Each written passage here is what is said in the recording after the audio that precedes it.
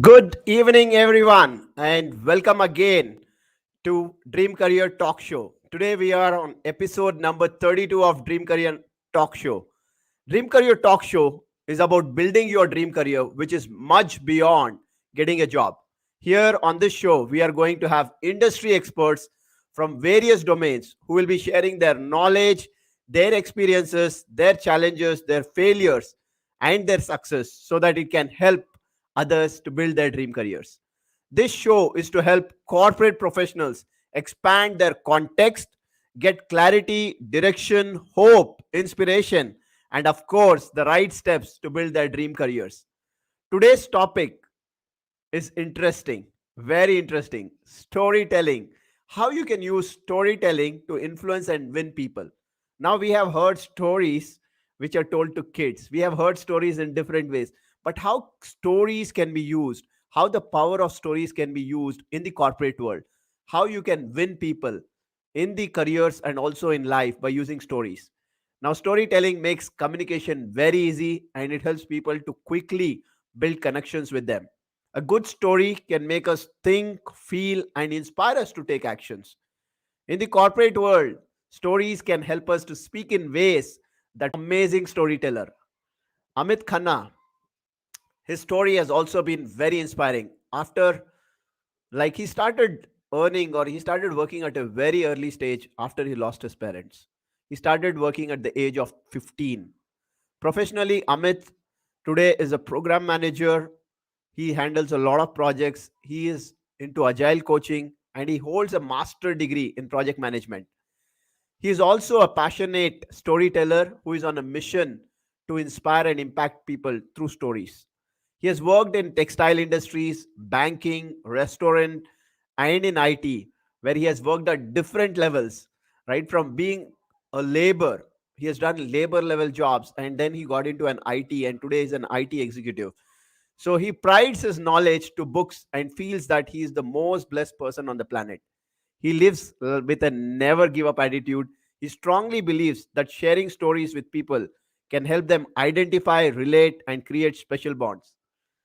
Amit, I'm very excited to have you on this show because you have been a very inspirational person and your story is super inspiring to me. And I'm sure, like, when people hear it today, they will also get to learn a lot of lessons and get inspired to use stories in their life as well. So, welcome to Dream Career Talk Show. Thank you very much, Fatah, and thank you very much for calling me here. Great. So why not we start with story, your story. Now you are a storyteller on a mission. So why don't we hear the storyteller story? Like, how did you get started in your career journey? And you have mentioned that you started as a labor job, and then you started very early in your age, in your life, in started working very early. And today you are at a very good role. You are a program manager. You are into agile coaching, you are at an executive level. How did you reach to this? Can you talk about the career journey? Sure. It brings back a lot of memories. But I say, spicy memories for me. So, I am born and brought up in Mumbai and in the suburbs, and like my parents, like any other parents, loved me a lot, and I'm being a single child, more loved and pampered. And I lost my father at around age 15, and I clearly remember that it was a very bad situation because we were not only we lost him, but we were technically bankrupt. Really, I mean, there was literally no money, to certain point that we didn't even had a roof on the head. And that got us into the point that now who's going to be the breadwinner, right? So I started off with the restaurants. There's a restaurant in Borivali.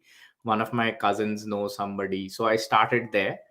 And my first job was for 750 rupees a month, and Hmm. my job was to take care as a cashier. From there I moved into textile industry because I did some certification. This all happened during my 11th to final year of education, and I used to do morning college and evening works. So I worked in textile industry for 1000 rupees a day for 12 hours. Then I also got, because I was at least a little more not fluent, but at least better in terms of speaking, not just English, but in general, than the laborers. So somebody found me and said, you know what, you should work with banks. So I worked in Standard Bank for 3 4 months, and eventually doing all these hustles, I finished my graduation, somehow pushed myself, and got my post graduation, did finish that. And the best part was that I did a post graduation called a CDAC, Diploma in Advanced Computing. Now it used to Hmm. be very famous, but it's again, I don't know whether people term it as luck or what, but like I said, spicy life, right? So I finished it on 28th of July 2001, and September 11th the Twin Towers plane crashed. Okay, and Oh. there you go. My whole life crashed with that. And not only that, my mother was detected with last stage cancer by then. So everything was like upside down for me. Okay, so no work, no job, nothing. And soon again gathered myself up, did a little bit of few months in call center just to make sure that I get some money. Got into IT somehow, again thanks to some of my friends. That's why I always say I'm very blessed. And got into IT. And soon I also realized that I'm not that good coder. I can't code that well. Okay, Mhm. but I also realized that I can probably talk. I love Okay. to talk. Okay. And I also during that time I came to know that there's something called as a reporting tools that we have, and you get a chance to talk to your customer or somebody. So what I did is got into an organization called as Teradata, and I joined in and I told them just one thing: is that two things. One, don't keep me on bench ever. And second is, give me any project that you can think of, start to end. So I worked on everything: development, testing, this. I wanted to know everything about data warehousing. And yeah, slowly and gradually, my mother passed away. I got married, and I started traveling. So I've been to 6 countries so far, worked there, worked with more than 14 country people. Now I'm in Melbourne. So yeah, it's been a, like I say, spicy journey for me. Hmm. And when did you start your career in IT? Which year was IT, that? it all started somewhere in 2002 end. So last quarter of 2002. Okay, so basically it's been around 19 years in the IT industry for you. Oh yeah, yeah, it is 19 years. Yeah, yes. I've been Right. working since 94, so I always forget the initial days. But yeah, 19 years in IT almost. Yeah. That's a huge journey. Like that's a long journey that you have traveled. And when did you get into project management? Project management, I got into, I think in 2013 is when I started my project management journey. And it was very, very interesting because, like I said, I've always been, I love people. Okay. I genuinely love people, working with them. Why? Because they fascinate me. Like every person comes up with something unique, something different, right? And since I have been raised by the world and the books, I would say, in a way, so I like to interact with them. So of course there were many people who took me in a different direction, not so good direction, but many took me in a good direction. The choice was mine, right?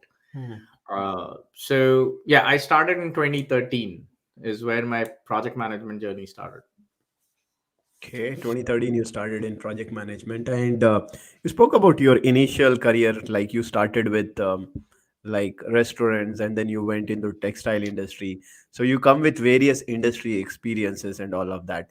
Now, what first of all inspired you to get into IT, and later, like what inspired you to get into project management? I know you said about people, but Yeah. was IT an accident or was it a choice?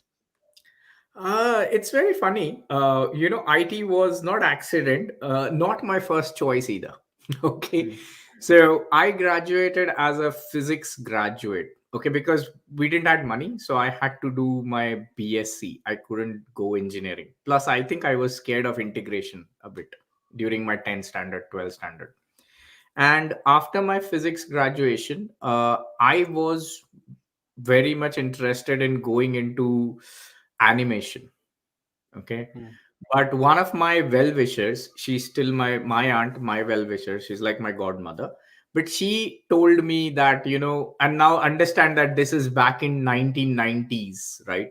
2000, and my situation, no job, mother is sick, and so on. So they're like, you know what, Amit, you gotta get into IT, that is the programming side of it, and not the animation.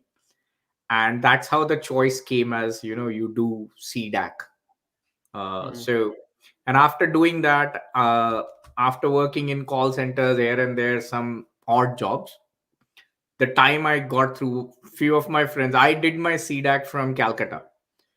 So my Calcutta friends called me up saying that, hey, you know what, Bangalore is a hot place now. Why don't you come?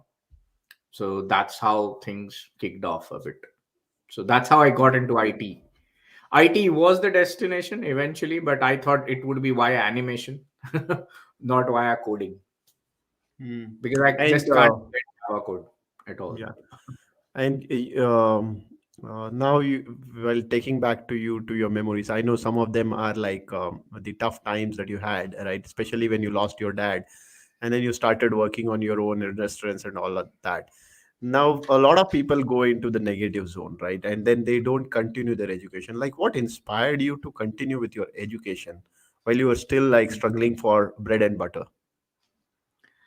Very good point, because it happened with me as well.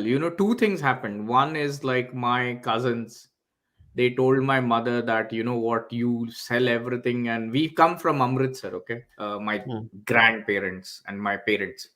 So, and we come from a non 9 to 5 sort of a thing, right? So we are like those business owners and into textiles, kapda wala Hmm. thing. So they're like, leave the thing, go to Amritsar, and we'll take your son and put you somewhere. Hmm. So, but I think it was one of the core reasons was being born and brought up in Mumbai, that I was still very attached to this whole system here. And second thing was that I realized that, at least like back then, and I also still date, I understand that, education plays a certain role. You gotta at least, to have the base degree in place, you can stand and voice out and then think what you want to do. So that was other aspect, because while earning, it is also another challenge, because you're earning now, so why to go and spend that money to college? Hmm. But I think, I don't know, again, maybe because my head never said that to leave the college in whatsoever way. There was many chances for me, and but I thought, let me finish my degree, because at that time I thought degree will help me. I'm not that sort of a entrepreneur, who can crack something new in 1998s and stuff. So for me, degree was the base. Okay, and one of the challenge that people face when they are in job, like small jobs, right? The small labor kind of work and all of that, their environment is also the same, right? You are working with those kind of people who are in textile industry or in the restaurants, right? Not really. Like, what was that internal drive or push, or was it internal, or was it any external factors that helped you to keep pushing yourself towards your growth, towards education, and all of this? Yeah, I think two factors were important for me. One was, and you're absolutely right, the environment was really, really weird. Okay, like when in IT, when people complain about anything, and I'm like, come on, I was 12 hours in front of heated furnaces. Hmm. Okay, so IT is like a God given blessing to me. But I think my mother was one of the things that, I can't let her down. She's ill, okay, she's not well, I need to take care of her. That was one of the key driving factors. And second thing was that somehow I started also getting the fact that, I have to take care of my life, period. there's nobody going to come and rescue me from anything. Like nobody is gonna come and tell me that, Amit, take these 10 lakhs and do something about it. Yeah. So So you took ownership of your own life. Now, yeah. one of the challenge that we also have is people get into this scarcity mindset. They get into the mindset of like victim mindset. ये मेरे साथ क्यों हो रहा है? I lost my dad. My mom is also not keeping well now. Like this world is not for me. You have been talking about you're passionate about people. You love interacting with people. Now there are times when people start hating the world around them, right? So what kept you like positive, and how did this story turn for you? You are a storyteller yourself. Like how did you turn this story for you? Yeah, that's really nice, because very very thoughtful question. Because I agree. See, it happens. All right, it happens with me from time to time. When people cheated me, it happened. When my father died, it happened. I was cheated for 7 lakhs at one point. It happened. But I have realized one thing, Fatah, is that you know at the end of the day, you only have two choice. Is you either cry about it and blame the whole world, and I did that for a few days, but still nothing comes out. Hmm. Okay, there is nothing benefit that I get from it. Okay, so yes, I get upset. I don't say I don't get upset. I till date I get sometimes upset, but the other choice is that and don't mind me saying, is that just to hell with it, and let me just take care of it. That's the whole never give up thing in me. Because I'm like, for me, it was like shit is gonna happen, period. Okay, you're never gonna have a smooth life. Okay, you only have two choices. Either you just cry about it, but when you cry about it and you don't take any action against it, then you're gonna be there. And then you can't think of, oh, I need this iPhone, new iPhone. No one is gonna come and do that for you, right? So if I have to do something, I have to cry probably. It's not harm crying. But yeah, let's not get into victim mode forever. An hour or two of sobbing is fine, you know. Mm. And definitely the kind of mindset that you build and your attitude has got you to the altitude wherever you have reached. I can clearly see that because coming from Mumbai, working in those small labor level jobs, and then today you are in Australia. You have already traveled like six other countries. Right? You are like comfortably placed along with your family in Australia, doing a good job for an IT company. Right? All of this have been accomplished. Now, how are you like? You tell you're a storyteller on a mission, right? How is now stories like related with the IT world, corporate world? How are you talking about stories? Can it help the working professionals? Absolutely. I never realized. So, like I said, my when I say my life is spicy, there's so many instances that happens, and it's not just with me. Okay, honestly, a lot of instances happens with many people. Okay, it's just Right. that they don't realize it. I have been realizing them as a story. Yeah, everything is a story. And what I do is, I generally, I have been using them in my last a couple of decades that I've been working wherever it is, in whatever form. I never realized that I've been using them from time to time to motivate people, inspire people, scare the hell out of them as well, right? Or humor them. Okay. And that's where I learned this like a year or two ago, basically a couple of years ago, that, oh, I have been doing that all in day in, day out. Right. For example, I'll give you an example. So, like, we have these in our projects, there is always a time when something goes wrong, right? Either there's some production issue happening or testing failure or something, right? So typically, as a project manager or as a technical lead, so called, or a senior person, we go by saying that, oh, you know what, no, this is not the way, that is the way. So what I realized is that, that is like telling somebody that, you know what, you're an idiot and you listen to me. Hmm. And I learned long back that that's not the right way of communication. Okay, so the right way of communication is to share them that, you know what, if you do this, something happened with me XYZ in the earlier project, and this is what we faced.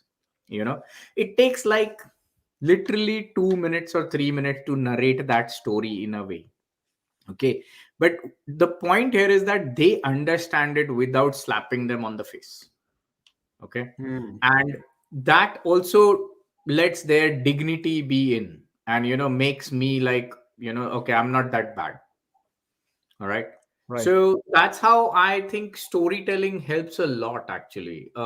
It's just that the word storytelling, sometimes people take it like, oh my god, abhi story sunane wala. but but it Right. is your day to day statements, that how do you use them as well. Okay. Yeah, but if you talk about the IT world, right now it's all about business. It's all about like technology. It's all about clients, customers. A lot of people say like, why would clients or somebody care about the stories? They just want my work to be done, right? They give me a program to be written. I just need to execute that code. There is a numbers, there is a data that has to be shown, right? I just need to prepare an Excel and use it. But we also talk about storytelling in the numbers, right? Today we talk about data is the new oil and all of that, and there is a lot of buzz around like storytelling using data, right? So can storytelling be integrated along with this, like, and how can this be done? See, a few things that I tell people is that, so storytelling, basically what happens is, I'll give you some examples. Okay. So Hmm. you have, let's say there is a company strategy that needs to be put across, right? Yeah. Now what happens is, in general, like what I have seen and observed is that you get some presentation, your manager calls you and your team into a room, and they go through some stupid slides, sharing like, oh, this is the new strategy, this is the new strategy. They might tell you a little bit of what they are doing and so on and so forth, right? Hmm. Now the best way, because what happens is, whenever there's a change, okay, people, I tell this in this way: the gossip that you hear in the office is nothing but certain stories that people have about certain topic, right? So there's a new manager who came in, and now there is some sort of a gossip or rumor that has started. Some people would, they, what, the ex manager was kicked out because of this reason, this new person is like this, somebody would say something else. So these are nothing but certain stories, and we call it, I've learned it from one of my mentors, Sean, called as anti stories. So they are those anti stories that people have. So anything that you want to put across, people already have certain assumptions, certain gossip, certain rumors. Now, when you're trying to showcase something different to them with your data, with your presentation, it is very difficult for them to adapt it immediately. So the way you need to go via a story is that you have to first tell them the why of, tell them about the anti story, why exactly we are doing, what exactly we are doing. And then you make it, bridge it to the fact that, why we are here now and what is the whole focus.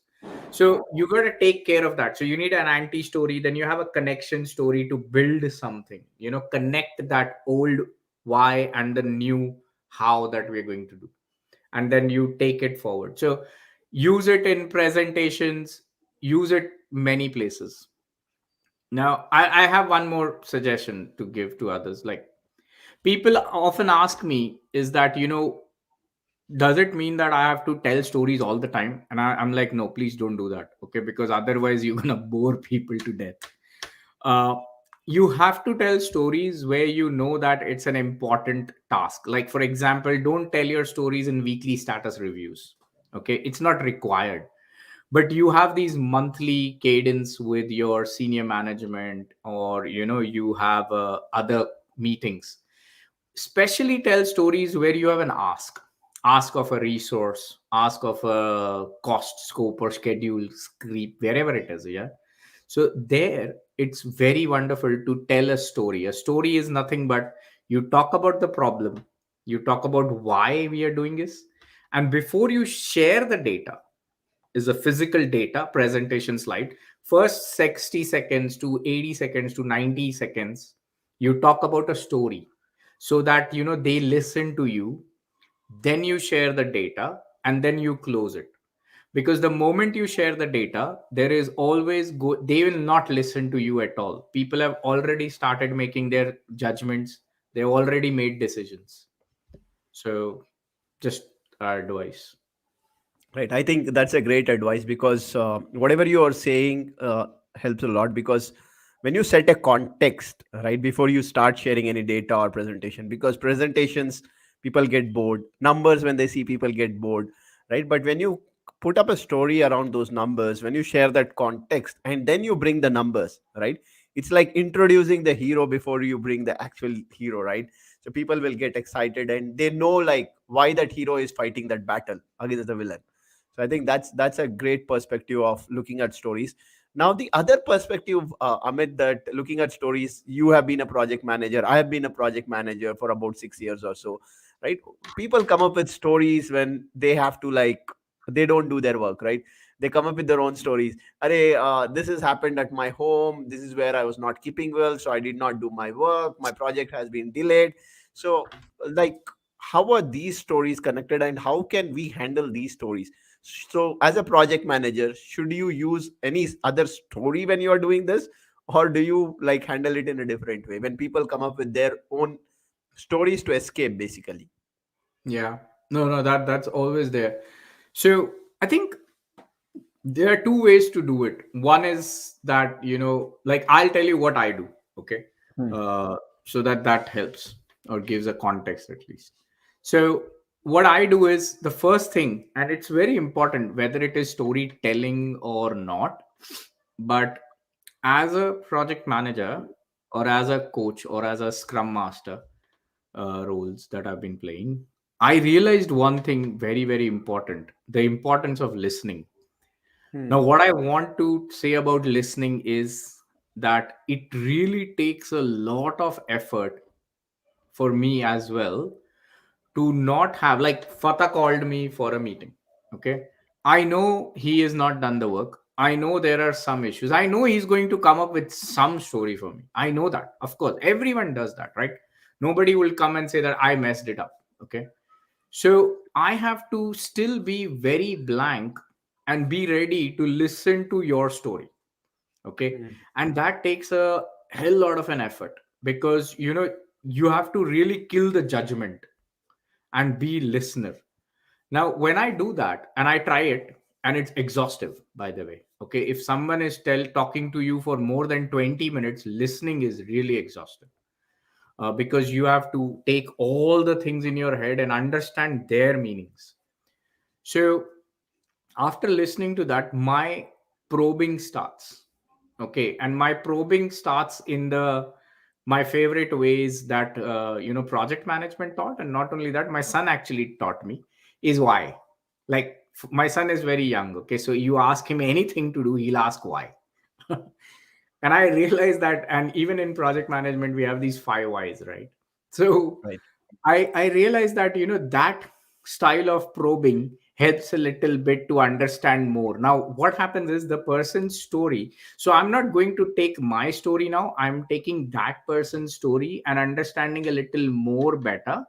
Is that what was the actual root cause? Because if I give any story of, what, Einstein used to do this, or XYZ, Tesla does this, it's not going to matter then. Okay. I want to get that person in the confidence that Amit is here to listen to you via non biased judgment thought. Okay. And I try that. It's not easy. It's not easy for me even now. But I'm doing it, and I'm better. Okay. From last many years. So that's what happens. So that's where I take the story and dissect it and let the person talk more about it. Okay. Because that way I will understand his or her core problem. And when you get to that core problem, of course, then I use our standard ways to assist them. Most of the time it is to understand whether it's how human centric the problem is. Okay. Hmm. First, how honest the person was to me, like how much time I had to probe and get it out.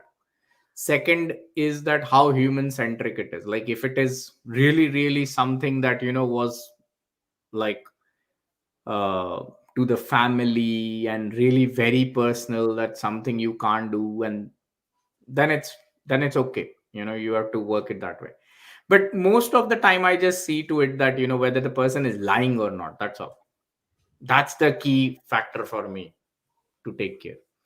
But yeah, from Right. story point of view, it is basically digging in more and their story to get more and more detail. Yeah, and very important skill you spoke about is listening, right? As a project manager, you have been like into the project management for about 7 to 8 years at least now. You started in 2013, is what you said. Um, how important is this listening skill, and how much of listening is required in project management? Like, how much percentage of your work as a project manager would be listening? I would say more 70% or to 80% should be listening. Uh, because again, I realize this is that, like for example, I'll give you an example. So at Volvo cars, we were facing an issue where the project was, let's say, 4 million sunk cost, something like that. Okay. And then Mm. I got into it and we worked with the team, right? And we got the project to a place after 4 months where it was, you know, or it was actually nominated for Volvo Innovation Awards. Now, when people asked me that, what did I do in that 4 to 6 months, right? From making it to a worst to the best. And I think I would credit the fact on listening, because I realized this is that the moment I speak as an authority, people do not speak at all, and that is a biggest problem. And I love Simon Sinek in this a lot. I listen to him a lot because of only this reason. Okay, because he actually taught me that leaders eat last, right? For example, his book, right? Right. Now, what it's very important because uh, when I am not speaking, that means someone has to talk something, right? It could be an issue. So here's what I generally do, used to do. So there's an issue.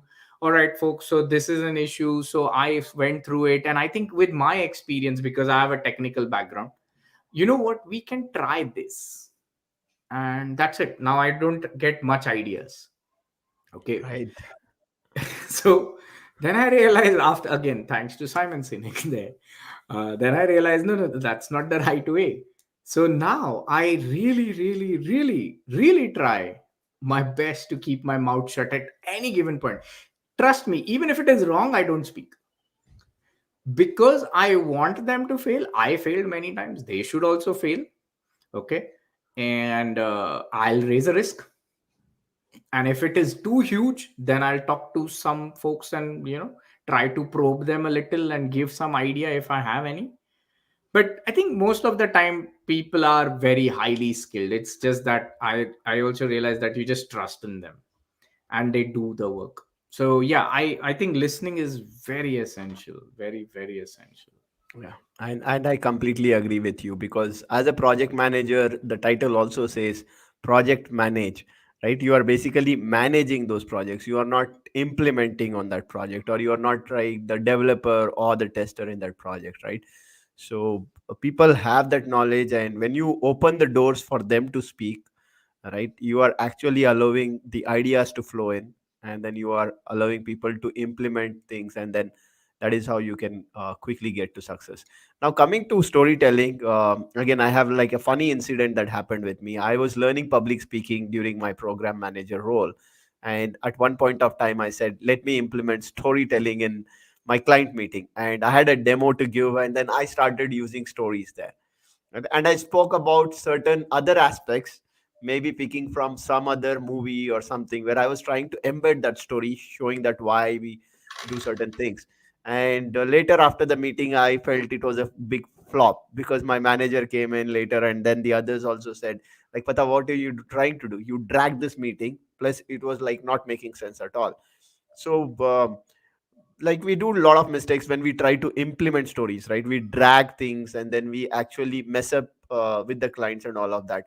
Now, how can we be careful, and where can we actually use stories? Can it be used with clients as well? Yes, yes, of course. I think stories can be used in many places. Training stories can be used as well. Client meeting stories can be.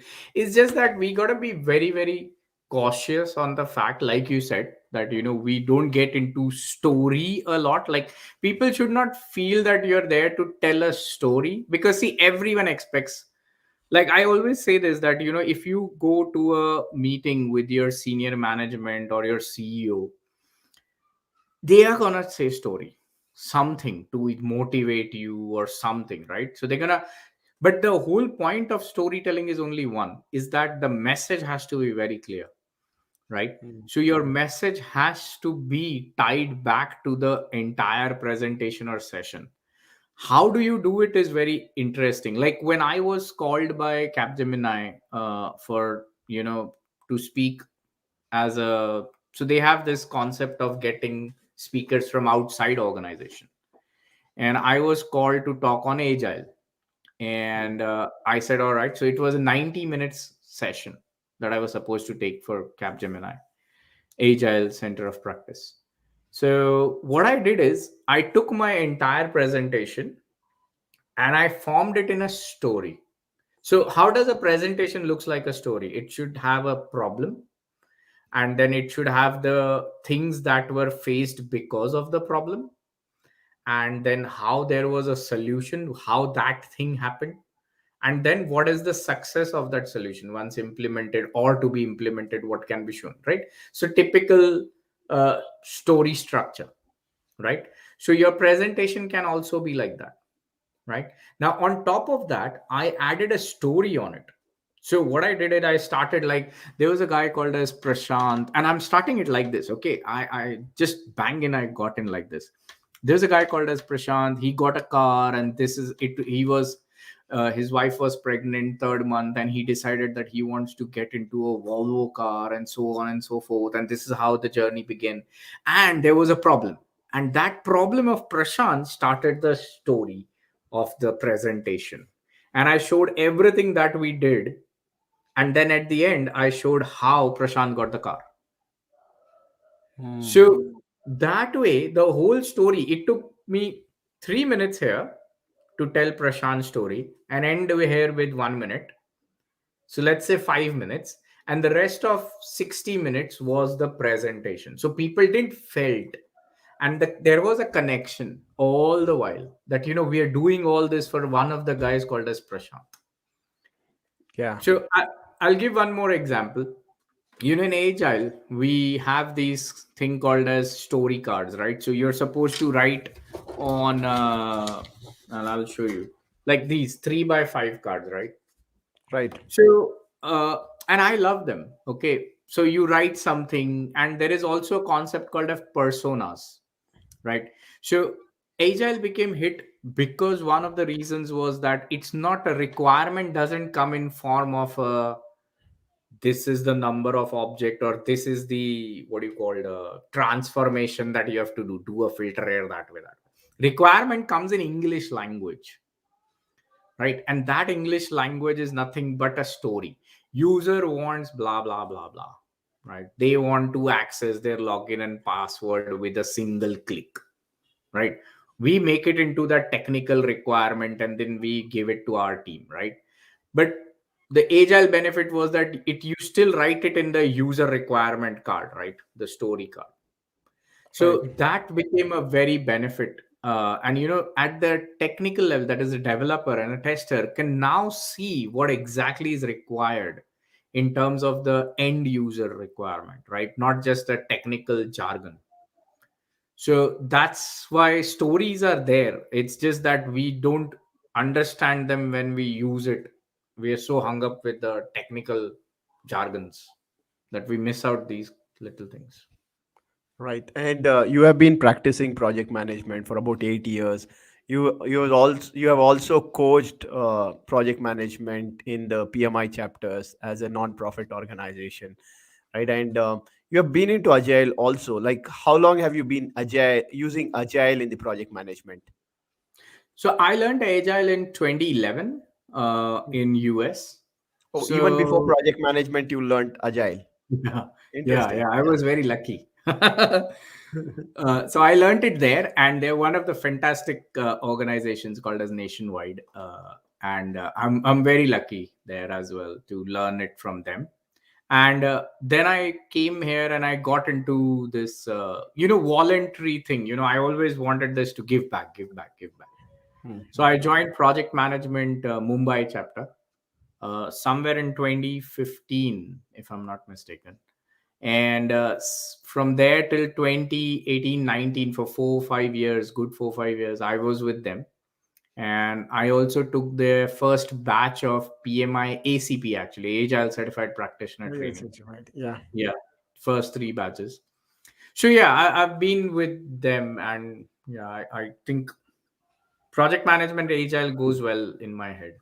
Yeah. So we will talk about how PM, project management, and agile are today working hand in hand. But before we get into more of that, I want to pick up this interesting question that has come from Harish. Right? Harish Negi has asked this question. Since you both were in project management, let me ask: what is the meaning of a failed project? Is it when project is delayed, or when client takes it back from you, or when you were removed from the project? Nice, nice. You want me to take it up? Yes, please go ahead. Sure. So, Harish, a very interesting question, by the way. Very, very interesting. So, Harish, the failed projects, there are two meanings of failed projects. One is in a technical project management sense, is a failed project is when your project is aborted for any damn reason. Okay, either there is no cost, or there is a compliance issue, or the project is not scraped. If it's scraped or scrapped from everybody in consensus, then it's okay. But if there's a compliance issue and something goes wrong, and if the project has is lost money now, okay, for that reason. But for me, project failed is many reasons. Like, I always say that I failed in a couple of projects, okay. And those projects were, one of the projects was Brazil based projects with 43 people in my team, and it was a chaos for me, chaos. And I was new project manager, and I was an autocratic project manager. Like, I was a taskmaster: do this, do this, do this, do this. Have you done that? Well, like that. And at the end of the project, seven people resigned. Okay, after 11 months. uh, you will not believe, I was on pills, because it's not easy to listen to 43 people. And since I used to talk to every person in the project, though there were certain hierarchies in a way, but I used to connect with everyone.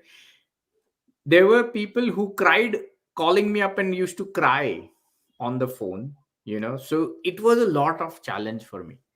And at the end of this year, project got delayed, but it got over. Like, project has this beautiful thing that PMBOK book says, that it has a start and an end date.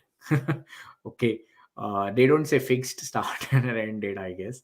So project was delayed. We got the cost, we did it, finished it. People were unhappy. Okay, I was unhappy. And that's why I term it as a failed project in a way. Okay. And the second instance was that we took a Scrum project, and my organization was not Scrum. All right. They were like work learning Scrum, and the client was heavily Scrum based. So that became a challenge, because it's very fancy for everyone to go through those stand-ups and retrospections and planning. But Scrum is really difficult, okay, to work through. So for me, that was fair. In fact, I was kicked out of that project, by the way. Okay, because at one point, a client thought that I'm a blocker. So yeah, so that's, I would say, I hope I tried to answer your question. Yeah, interesting. You have answered it again using the stories from your past, right? So, which is interesting because stories can be used to explain things in simple ways. And like, if I have to add here, Harish, meaning of a failed project, first of all, as Amit already mentioned, right? Okay, now projects have their own start and end date. So, even if it is delayed, we see in the real world projects get really delayed, right? There are a lot of projects which we see like they get delayed, and then we keep pushing the dates because initially we start off with a very optimistic mode and we say like we will complete it in 3 months, but again we understand the requirements and all of that and it gets delayed. So I think delay is one of the common things in the project management.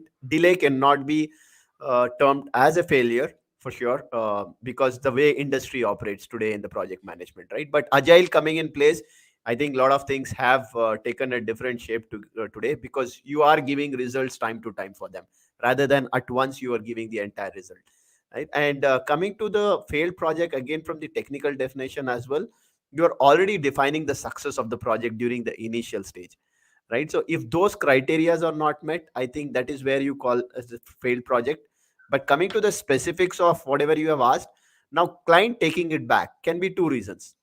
One can be from the client side, they have exhausted on their budget, because they started on a very optimistic mode, maybe, right? They said, we want to do this," but they did not realize that the cost or whatever it takes is more than whatever they have like planned, right? So sometimes it might be from the client side, or clients sometimes they plan something and they start, and then they at a certain point of time they figure out like this is not what is our priority right now. We might want to stop this and we'll pick it maybe in, say, next financial year or whatever. So if it is from the client side for their own reasons, then you can't term it as a failure. But yes, if it is from the client side more because of the performance of the organization or from the team, I think that again is a failure. And yes, being removed from the project, right? As Amit said, he faced that, and yes, I've also faced that in my life, in my career. And I would say here it's again like in your personal view, how do you see that? For me, I always see it as a learning experience. Because if I am like into a project where I know that it's going to be a challenging project for me, and I still step into that project, right, and I'm thrown out of that project, I would still not term as a failed person, right? Project might have failed, or even after terminating me or maybe Amit, they would have taken another person there, replace the project manager. So there the project is not failed, and as a person you have not failed, because you have experienced something new in your life, right? That is how I would see it, because experience is something that really matters. And how do you see that as the success stone matters? Because when you take challenging, it's easy for us to take up anything easy and then win over it. But when you take any challenging project, yes, you know the risk associated with it, so you might not succeed, but still I would see it as a success stone. So I think Harish has already got the answers. He says thanks for sharing. Now, very interesting, another question we have for Mhm. you, Amit, here is, how is Agile different from Scrum? Ah, This has come from Syed Naqib. interesting side.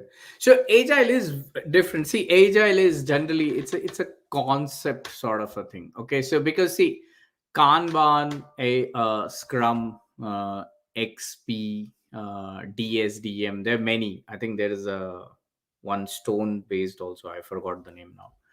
But I worked on XP a bit, thanks to Nationwide. Kanban, of course, all the time. Scrum all the time. Now, agile, the way agile is, I'll explain it this way. And we let's say you have a construction at your place, okay, and you give what do you do in general, right? So let's say you and your wife decides, your family decides together that, oh no, we're gonna do a renovation of kitchen. All right, fantastic. So what do you do? The first thing, you turn out, you give all the vendors, ask them to give quote, right? So let's say three vendors came to you and they gave you a quote. Let's say 1 lakh, 2 lakhs, and 1.5 lakh. And after reviewing through their quotes, you went through with 1.5 lakh fellow, right?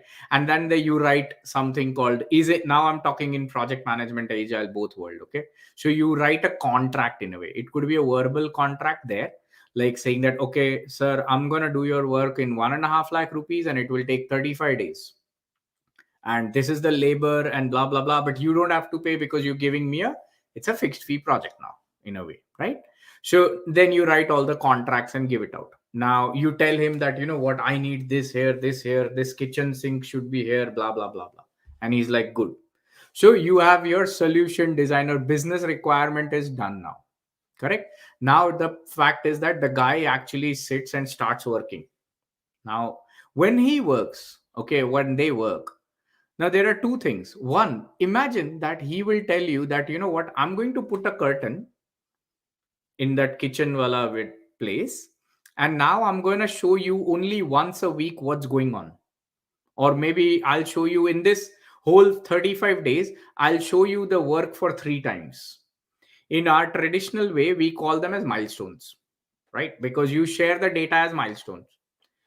Now, I don't think we like that, right? We will always tell our wife at home or some mother or father that उन पे ध्यान रखना, क्या कर रहा है देखते रहना रोज. Correct? And that's exactly what happens when we do agile, basically. All we want to make sure is that we keep checking, and then if there's any room of improvement, any suggestions, we keep giving, right? Because what will happen is, let's say if he shows you things after 10 days and then your wife says that, you know what, the kitchen sink earlier, yes, I know it was looking it nice in the business requirement document, we said that kitchen sink should be here, but now I want it there. Why? Because it doesn't fit there, it doesn't look nice. And then what will happen? You will write a change management, correct? How would the change management work? You will talk to the guy and you'll say that no, kitchen ko abhi sink ko idhar fix karo. What he'll say? Oh, it will cost another 30,000. You will say no, no, no, no, 30 is a lot. Let's reduce it. Okay, you both came to 20K. The same thing we do in our project also when there's a scope creep. Now this all can be benefited if we see the, if you are able to see day to day basis, because before the sink is placed in, you will at least see the holes and stuffs or something, and your cost might be there. Definitely scope creep is there, but it might not be 20K, it might be 4K or 5K. Okay, so that's agile. Now scrum is nothing but you implement it using the scrum fundamentals.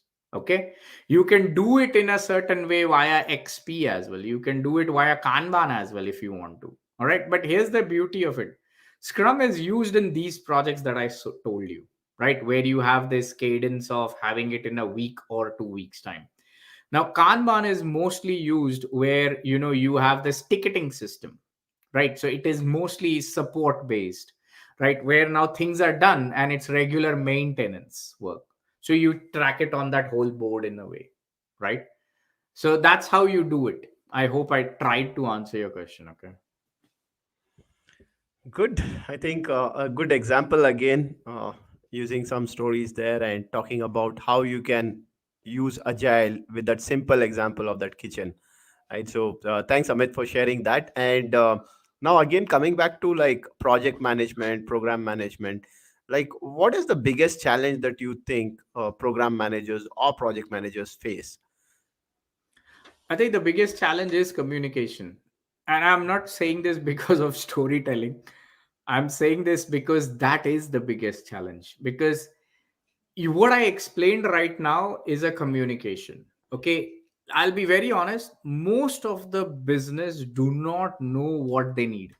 Okay. As the end product, they do not know many times. Right.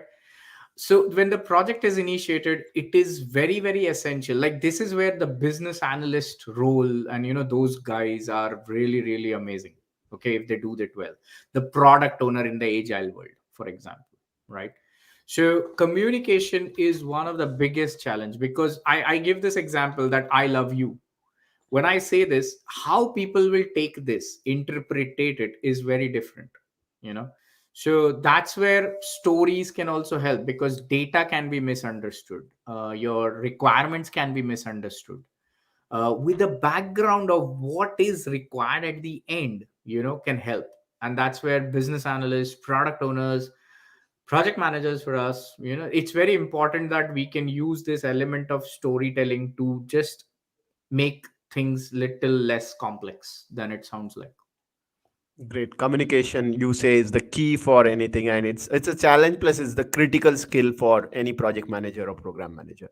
Yeah. And how about planning? Like, how important is planning for any project manager, right? And how much time typically should somebody spend on planning in any project?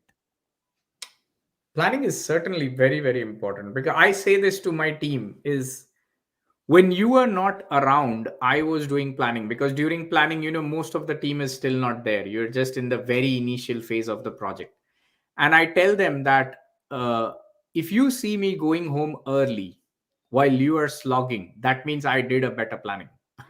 Okay, Hmm. because it doesn't mean that they are slogging because of me. What I mean to say is that when your time, when I did my slogging initially, and then my planning phase goes down. When you're working, that means things are going fine. Or not, I should not use slogging actually. When you're doing your regular work, I can go home early. So planning is very essential. Over planning, I think what kills us is over planning. Okay, because we need to be a little, it's good to have an entire project plan in a way, highlight skeleton based, but the key should be to track it down, to narrow it down to 6 weeks. That should be a good 6 weeks of chunk that I can take care of, rather than having everything detailed to 4 months, 5 months, and 6 months. Right. And as a project manager, you are handling multiple teams. You are dealing with different set of people. Now you have your own internal stakeholders. You have your team who is working on the project. You have your clients. Now, what is the biggest challenge in these areas? Like, which area is the biggest challenge? Is it the clients area, or is it the internal teams? Is it the stakeholders? Where do you see the biggest challenge for any project or program manager? I think you absolutely, it's a very good point, because stakeholder management is very, very important. Okay, and your internal team and your clients, your customers. See, we have many stakeholders. Like your internal team is one, then your immediate project heads are another, like your manager and whoever is the PMO group. Then your clients, and then there's another stakeholders who are these team members, managers as well, right? So they are also certain stakeholders. And of course, anything apart from these, who might touch you some way or the other. Okay, it could be networking or whatever, resource team members. I think the first most, I would prioritize it like this: my team first, then my customer second, and then others. I know my managers will not like to hear this, but they'll be third in row, because I got to make sure that my team is comfortable, shielded, so they can deliver their best, and then I can take care of anything in the planet. Great. And how can somebody become a great project manager or start their journey into project management? Like, what are the tips that you can give to people who want to enter into project management? If you want to enter into project management, you gotta love people. Okay, it's a people's world. All right, you can't be a person who is reluctant to listen. All right, you cannot be a person who is not I would say, when I say love people, as in you should be there, like, okay, people are going to be there surrounding you. Okay, you can't have everything done by a tool. Okay, so second is, you have to have that open mindedness, which takes time. Okay, I don't say I have it till now, but I am a little better, like I said, of not judging people. And first of all, now this is very important: ego. Okay, you got to kill your ego, period. You might be the best technical person on the planet, it doesn't matter. You might come from Howard, it doesn't matter. All right, you're a project manager, and have the, I love this thing that came from Scrum, that is the servant leadership. But it's very difficult, okay, to be the servant, and take care of your team. They have to feel comfortable in your presence. That's the key. Okay, and not too comfortable, I'll be very honest, so that they should not take things for granted, but it should not scare the shit of them either. And just one more thing I would like to say is that, my tagline to my team is this: I started in 2018, is that the day you kick Amit Khanna out of the project, that's the day you are a self-sufficient team. And I strive for that. My team has to be like, okay, I don't think we need Amit anymore now. Maybe for some approvals, but yeah, we can live day to day life.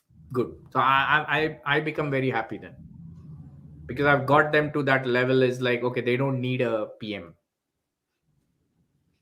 Great. I think this is a different way of seeing altogether, where you are like making sure, first of all, you love people. I mean, you love to work with people. That is very important, right? As a project manager, and you take care of your people and you help them to become self-sufficient, and then so that your projects go successful, you are also successful as a project manager. I think some great insights here, and we have like covered 1 hour on this discussion. Now, before we end this particular discussion, do you have any last piece of advice that you want to give to the audience? Sure.